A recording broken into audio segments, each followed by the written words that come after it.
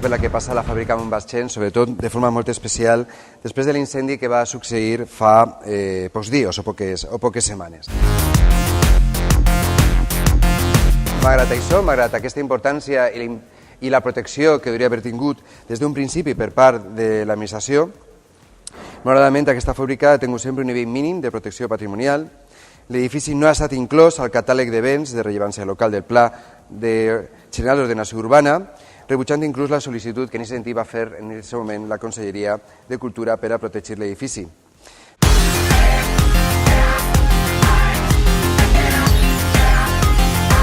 Ha desoït no sols iniciatives plantejades per els grups municipals, sinó també allò plantejat per els veïns i veïnes, això que malgrat la Comissió de Cultura de l'any 2009 en gener, l'equip de govern va assumir i va acceptar que es comprometia a estudiar la protecció de l'immoble donant-li un altre ús i, per tant, la seva adquisició per a instal·lar un centre sociocultural.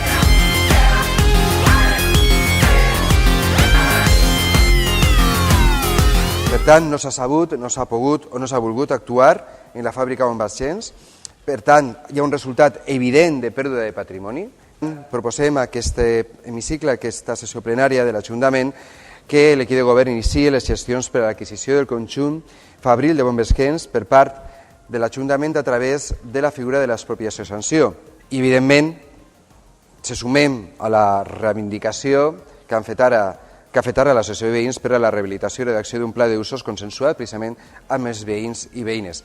Per altra banda, pensem que un pas, senyor Novo, apropiat seria incloure aquest immoble en el registre municipal de solars i edificis a rehabilitar.